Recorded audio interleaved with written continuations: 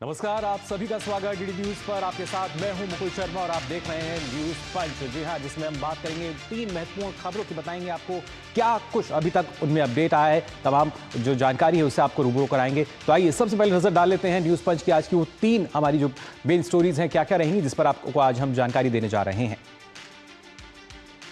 सबसे पहले बात करेंगे किस तरीके से कोलकाता की अगर बात की जाए तो बीजेपी की जांच कमेटी जो है वो आज बंगाल दौरे पर है। जांच की जाएगी आखिर क्या कुछ अभी तक इस केस में हुआ है, हर तथ्य को जांचने की कोशिश की जाएगी और उसी के लिए एक जांच समिति जो कि बीजेपी ने बनाई है वो आज बंगाल के दौरे पर है। कौन कौन इसमें शामिल है ये भी आपको हम बताएंगे। इसके अलावा और किस तरीके से सियासत इसमें तेज हो रही है, साथ ही बात होगी मॉनसून की आफत को लेकर भी। जी हाँ, मॉनसून जो है अब राहत नहीं बल्कि आफत बनता हुआ नजर आ रहा है। मुसीबत इसके चलते बहुत बढ़ चुकी है। पहाड़ी राज्यों की अगर बात की जाए तो वहां पर और भी ज्यादा हालात बिगड़ते जा रहे हैं। और खासतौर से अगर बात करेंगे हम कैसे आखिरकार जो केजरीवाल एक बार घिरते नजर आ रहे हैं फिर से रैली के बाद, क्योंकि जिस तरीके से उन्होंने यहां पर अपने बयान दिए हैं उसके बारे में हम बात करेंगे। लेकिन आइए उससे पहले सीधा रुख कर लेते हैं बीजेपी मुख्यालय का, जहां पर सुधांशु त्रिवेदी एक प्रेस वार्ता कर रहे हैं। परंतु बहुत दुख की बात है कि कल पटना के उसी गांधी मैदान में जहां आपातकाल के दौरान संविधान की रक्षा और संविधान के सम्मान के लिए जान की परवाह किए बगैर लाखों लोग एकत्र हुए थे, वहां एक ऐसी रैली हुई जिसके की बारे में इंडी गठबंधन के बिहार के नेता तेजस्वी यादव ने कहा कि हम संसद से पारित एक कानून को कूड़ेदान में फेंक देंगे। यह बहुत गंभीर विषय है। उन्होंने वक्फ बोर्ड के कानून के लिए कहा कि हम इसको कूड़ेदान में फेंक देंगे, जबकि वो भारत की संसद के दोनों सदनों से पारित है, कोर्ट में विचाराधीन है। एक नहीं आधा दर्जन हाई कोर्ट के जजमेंट बहुत स्पष्ट रूप से इलाहाबाद हाई कोर्ट और कलकत्ता हाई कोर्ट के जजमेंट उनके पक्ष में है। इसका अर्थ यह हुआ कि न संसद का सम्मान न न्यायपालिका का सम्मान, वोट बैंक की चाहत में जो कुछ बोला गया है तेजस्वी यादव और इंडी गठबंधन के अन्य नेताओं के द्वारा, उससे साफ है कि यह संविधान को कूड़ेदान में फेंकने की 50 साल पुरानी मानसिकता से बाहर नहीं आ पा रहे हैं। 50 साल पहले भी सियासत के तराजू पर तौलकर संविधान का सम्मान कितना करना है और कितना कूड़ेदान में फेंकना है वो तय किया था। 50 साल बाद उसी पटना के उसी गांधी मैदान पे वो सियासत की बिसात बिछाई जा रही है कि एक बार फिर संवैधानिक व्यवस्थाओं को तार तार कर कर उसे कूड़ेदान में फेंक देना है। परंतु भारतीय जनता पार्टी और एनडीए गठबंधन इस बात के लिए कृत संकल्पित है कि हम बाबा साहब अंबेडकर के संविधान को, उसके किसी भी प्रावधान को कोई कूड़ेदान में फेंकना चाहेगा तो हम उसे नहीं होने देंगे। और मैं यह भी स्पष्ट करना चाहता हूं, जो बात पहले भी कही जा चुकी है, वक्फ बोर्ड के जिन प्रावधानों के विरुद्ध इंडी गठबंधन के नेता बार बार बोल रहे हैं, क्या वो प्रावधान सऊदी अरब में लागू है जो इस्लाम की जन्मस्थली है? नहीं। क्या इंडोनेशिया में लागू है जो सबसे बड़ा मुस्लिम देश है? नहीं। क्या टर्की में लागू है जो खलीफत की सीट रही है? नहीं। क्या वो पाकिस्तान और बांग्लादेश में लागू है? नहीं। जो आईएसआईएस की भूमि है, सीरिया और इराक के हिस्से, वहां पे लागू है? नहीं। तो मैं पूछना चाहता हूं इंडी गठबंधन से कि आप बिहार में क्या सऊदी अरब, इंडोनेशिया, टर्की और आईएसआईएस से ज्यादा बड़ा शरिया का कानून लागू करने की सोच रहे हैं? हमें इस बात का सीधा और साफ जवाब चाहिए। जहां तक धार्मिक पक्ष की बात है तो समाजवाद का चोला ओढ़े हुए ये जो राजद समाजवादी पार्टी यानी सपा जैसे दल हैं, मैं पूछना चाहता हूं, समाजवाद तो कहता है ना कि इक्वल डिस्ट्रीब्यूशन ऑफ वेल्थ होना चाहिए, गरीब को अधिक से अधिक हिस्सा मिलना चाहिए। और आप क्या कह रहे हैं कि ये 39 लाख एकड़ जमीन पे चंद सरमाएदारों का कब्जा होना चाहिए, चंद मुल्ला मौलवियों का कब्जा होना चाहिए। यह एक सोची समझी व्यवस्थित मानसिकता है जो समाजवाद के विचार के बिल्कुल विरुद्ध है। और इसके अतिरिक्त सिर्फ इतना ही नहीं है, इनका विचार संविधान को किस सीमा तक तार तार करने का है। ये लोग गरीब और मजलूम मुस्लिम के हक के साथ नहीं खड़े हैं जिसके साथ समाजवाद को खड़ा होना चाहिए। ये चंद मुट्ठी भर सरमाएदारों के हक के साथ खड़े हैं जो कि मजहब का नाम लेकर उनका शोषण करना चाहते हैं।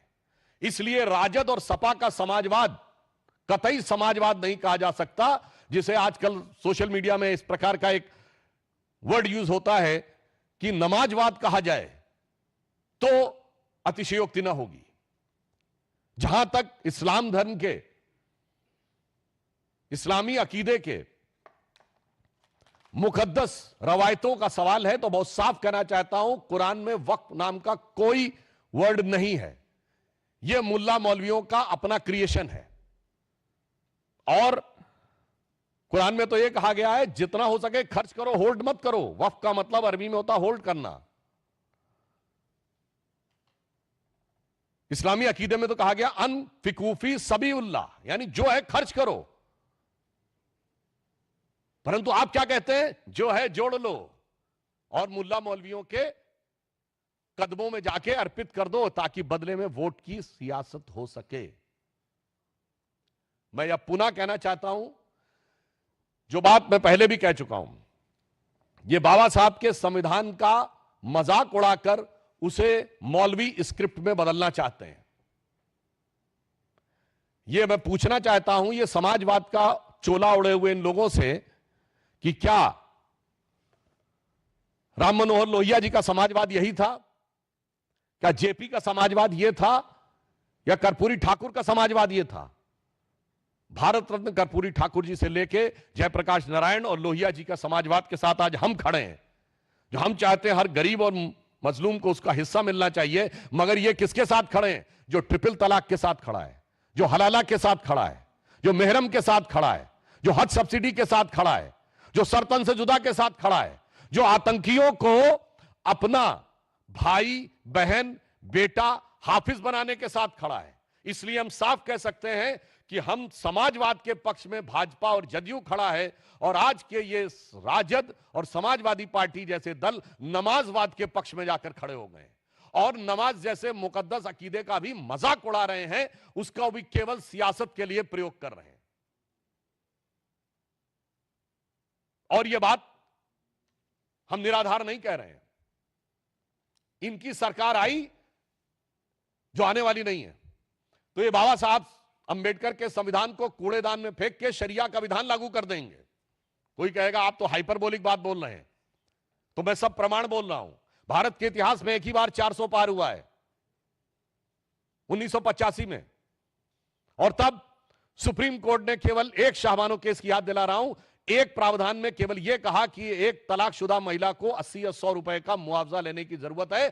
तो 400 पार की संसद वाली कांग्रेस, जो आज इंडी गठबंधन का नेतृत्व कर रही है और राहुल गांधी के स्वर्गीय पिताजी उसका नेतृत्व कर रहे थे, सुप्रीम कोर्ट के निर्णय को रौंद कर भारत की पार्लियामेंट ने शरिया को संविधान से ऊपर कर दिया। मैं चुनौती से पूछता हूं, दुनिया में कोई एक देश बताइए जो सेकुलर देश जहां शरिया संविधान से ऊपर हो। इसलिए अगर इनकी कभी भी सत्ता आती है, और आज देखिए ये सत्ता के बाहर हैं, तो भी शरिया के प्रावधानों को लागू करने की बात करते हैं। ना कोर्ट को मानने को तैयार, ना संसद को मानने को तैयार। इसलिए मैं पुनः कहता हूं कि जिन लोगों ने इस सीमा तक जाके किया, उसका समर्थन करने वाले लोग समाजवादी नहीं नमाजवादी कहलाएंगे। और यह बात मैं पुनः एक सब प्रमाण बोलता हूं, इसके माध्यम से ये पिछड़े, दलित, वंचित और शोषित वर्ग के आरक्षण को भी खा जाना चाहते हैं। यह भी मैं सब प्रमाण बोल रहा हूं। चूंकि जिस संस्थान को आप अल्पसंख्यक दर्जा दे देते हैं, एससी एसटी ओबीसी का रिजर्वेशन खत्म, अलीगढ़ मुस्लिम यूनिवर्सिटी एससी एसटी ओबीसी का रिजर्वेशन खत्म, Jamia Millia Islamia SC ST OBC का रिजर्वेशन खत्म, कश्मीर को धारा 370 से पहले के दौर में, यानी जब धारा 370 लागू थी, तो आपने कहा यह मुस्लिम मेजॉरिटी स्टेट है, एससी एसटी ओबीसी का रिजर्वेशन खत्म। और चूंकि अल्पसंख्यक संस्थाओं को में आरक्षण लागू नहीं होता है, तो पिछले दर्जे से अधिक संस्थाओं को अल्पसंख्यक का दर्जा देकर एससी एसटी ओबीसी के आरक्षण को नष्ट करने का षड्यंत्र देखिए। मैं आंकड़ा आपके सामने रखता हूं, 2011 में इन्होंने 1656 संस्थाओं को माइनॉरिटी दर्जा दिया, 2012 में 1671 संस्थाओं को माइनॉरिटी का दर्जा दिया, 2014 में आधे में तो हमारी सरकार आ गई थी, तब तक 1516 संस्थानों को माइनॉरिटी का दर्जा दे दिया। अरे माइनॉरिटी का दर्जा देना है तो जांच परख करके दीजिए ना, जैसे हमने दिया। हमारी सरकार आने के बाद 2020 में 12 संस्थाओं को, 2021 में 14 संस्थाओं को, 2022 में 86 संस्थाओं को दिया गया। ये पिछले दरवाजे से पिछड़ों का आरक्षण को पे सेंध लगाने का काम यही नमाजवादी लोग कर रहे हैं। तेलंगाना में कांग्रेस की सरकार है, उसने पिछड़ों के आरक्षण में अल्पसंख्यक मुस्लिम समाज को की एंट्री करवा दी है। कर्नाटक में अब उन्होंने मुस्लिम समाज को पिछड़ों में शामिल कर दिया है। बंगाल में तो स्थिति और भी विचित्र है, 179 जातियां ओबीसी में की गई, 118 उसमें से मुस्लिम है। ओबीसी कमीशन ने पूछा कि इतनी भारी संख्या में मुस्लिम कैसे आ गए इसमें, तो जानते हैं क्या जवाब दिया गया? कि ये कन्वर्ट होने से पहले जब हिंदू थे तो ये ओबीसी थे, इसलिए इनको ओबीसी मान लिया जाए। तो ओबीसी ने, कमीशन ने पूछा कि फिर इतने कन्वर्ट कैसे हो गए, तो जवाब नहीं। और तो और आपको आश्चर्य होगा कि वो कह रहे हैं कन्वर्ट होने से पहले वो लोग हिंदू थे, तो हिंदू समाज की जातियों से ज्यादा मुस्लिम समाज में जातियां हैं, बंगाल की सरकार के मुताबिक, जो ओबीसी कमीशन को उन्होंने रिपोर्ट दी है। इसलिए मैं कह रहा हूं, ये समाजवाद नहीं, ये मुल्ला मौलवी का नमाजवाद है, ये इस्लामी अकीदे का नमाजवाद भी नहीं है, ये मुल्ला मौलवी का नमाजवाद है। इसलिए ये पिछड़े, दलित और ओबीसी के आरक्षण को जिस ढंग से नष्ट करने का प्रयास कर रहे हैं, जिस ढंग से उस पे पिछले दरवाजे से सेंध मारने का काम कर रहे हैं, श्री नरेंद्र मोदी जी के नेतृत्व में भारतीय जनता पार्टी और एनडीए की सरकार इसे कदापि नहीं होने देगी। वक्फ बोर्ड के बारे में मैं पूछना चाहता हूं, अगर आपके दिल में इतना दर्द है तेजस्वी यादव जी, आप जवाब दीजिए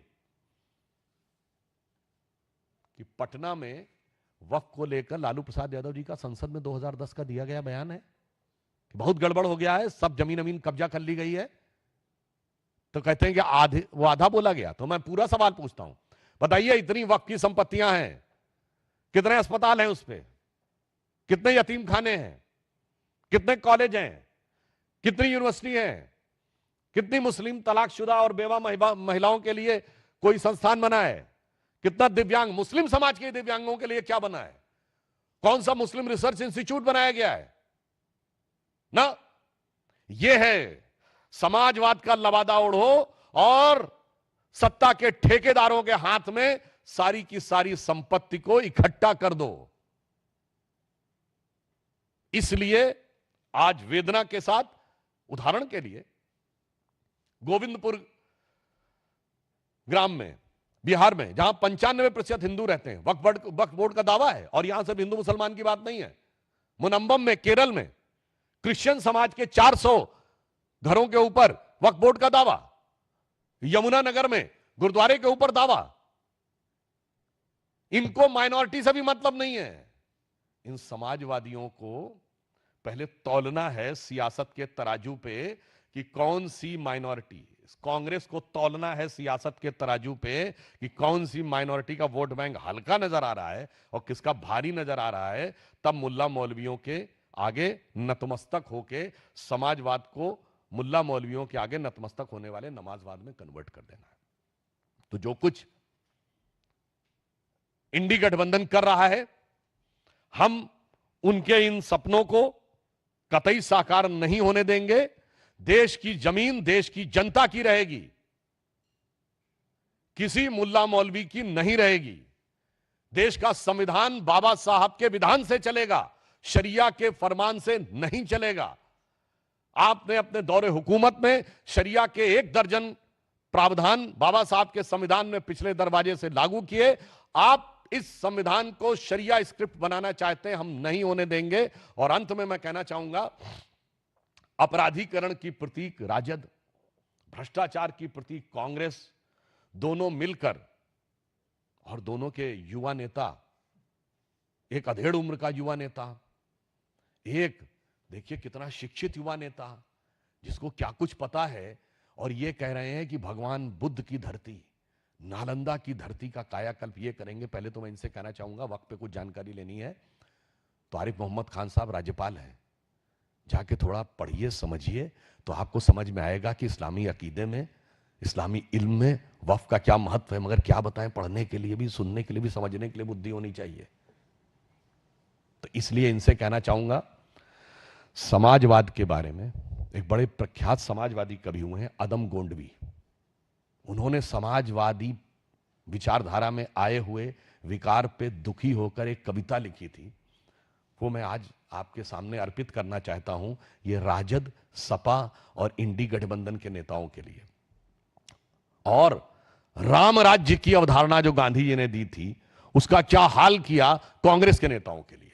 तो अदम गोंडवी जी, ये उनका वाक्य है, मेरा नहीं, ये समाजवादी कवि थे। उन्होंने लिखा था, काजू भुना है प्लेट में विस्की गिलास में, उतरा है राम राज्यों विधायक निवास में।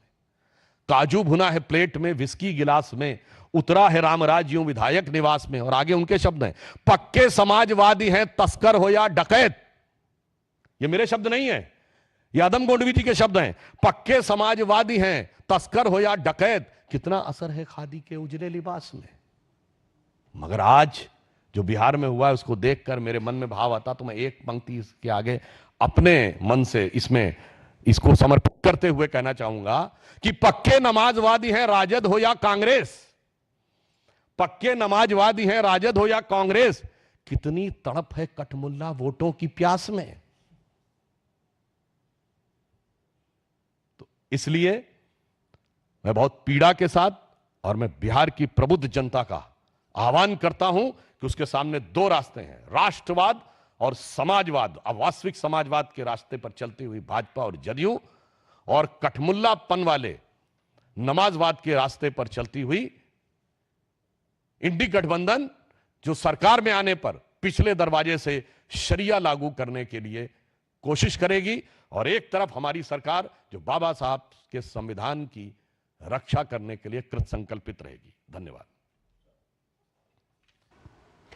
तो यहाँ आप देख रहे थे सुधांशु त्रिवेदी को, जो सीधे तौर पर कहीं ना कहीं इंडी गठबंधन पर यहाँ पर हमलावर नजर आए। उन्होंने ना सिर्फ ये कहा कि किस तरीके से आरजेडी की बात की जाए, सपा की बात की जाए, कांग्रेस की बात की जाए, अभी तक जिस तरीके से देखा गया है, जो राजनीति उन्होंने की है, कहीं ना कहीं जो पिछड़े हैं, जो दलित हैं, जो आर्थिक रूप से वंचित हैं, उनको काफ़ी पीछे छोड़ दिया गया। और खासतौर से वक्फ का उन्होंने बार बार यहाँ जिक्र किया कि कैसे लगातार वक्फ के नाम पर लोगों को बरगलाया गया, और अभी तक एक वही मंशा जो है वो अभी भी नजर आ रही है। जबकि देखा जाए तो जिस तरीके से तेजस्वी यादव ने गांधी मैदान में इस बात को कहा था कि जो संविधान की बात की जाए, या सदन में जो जिस तरीके से हम बिल पास करा के लाए हैं उसको फाड़ कर फेंक देंगे, उस पर उन्होंने यहाँ पे कटाक्ष किया। उन्होंने कहा कि ना तो जो इंडी गठबंधन है वो संविधान का सम्मान करता है, ना सदन का सम्मान करता है, और ना ही सुप्रीम कोर्ट का सम्मान करता है, और ऐसे हालातों में संविधान को कूड़े में नहीं फेंकने दिया जाएगा। और इसके साथ साथ उन्होंने और भी कई जो घटनाक्रम है उनका यहाँ जिक्र किया कि किस तरीके से अगर देखा जाए तो अब तक सिर्फ ऐसे अगर मुस्लिम समुदाय को लेकर कहीं ना कहीं जो राजनीति है वो होती आई है, और वहां भी उनकी भलाई के लिए कोई काम वक्फ के तहत भी नहीं किया गया। फिलहाल हम यहाँ रुकने एक छोटे से ब्रेक के लिए जल्द लौटते हैं।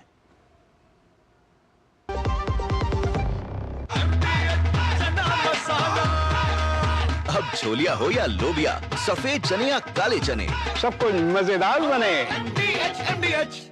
जब धरती चीर कर निकलता है लोहे का पत्थर और मिलता है मोंगिया के जोश से, फिर तपता है, पिघलता है और बनता है फौलाद। अब होता है सरिया सारी खूबियों के साथ। मोंगिया स्टील, मजबूत देश का मजबूत सरिया।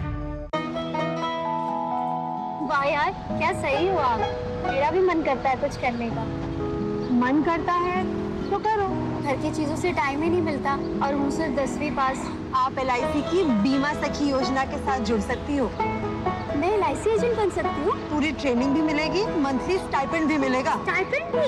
ऊपर से कमीशन अलग। LIC बीमा सखी योजना से जुड़ने के लिए अपनी नजदीकी LIC शाखा से संपर्क करें। LIC बीमा सखी योजना, अपनी शुरुआत अपने हिसाब से। ब्रेक के बाद आप सभी का एक बार फिर स्वागत। आप देख रहे हैं न्यूज़ पंच में सबसे पहले हम यहाँ बात कर रहे हैं किस तरीके से एक बार पश्चिम बंगाल जो है वो फिर से सुर्खियों में है और इसके पीछे का जो कारण है एक बार फिर से वही है। दरअसल कोलकाता सामूहिक दुष्कर्म मामले की अगर बात की जाए, इस घटना को लेकर लगातार लोगों में जो आक्रोश है वो देखने को मिल रहा है। विरोध प्रदर्शन जो है वो लगातार चल रहे हैं, मशाल जुलूस जो है वो निकाले जा रहे हैं और इसी में अब जो ताज़ा जानकारी वो ये है कि बीजेपी की जो जांच समिति है वो पश्चिम बंगाल आज पहुंचेगी, जो सत्य है, जो तथ्य है उसकी जांच करेगी। और इससे पहले भी हमने देखा है किस तरीके से आरजीकर मेडिकल कॉलेज केस की अगर बात की जाए या अब इस मामले को देखा जाए तो कहीं ना कहीं महिलाओं के खिलाफ किस तरीके से लगातार जो मामले हैं वो सामने आते रहे हैं और इस सामूहिक दुष्कर्म मामले को लेकर लगातार लोगों में जो आक्रोश है वो फिलहाल देखने को मिल रहा है।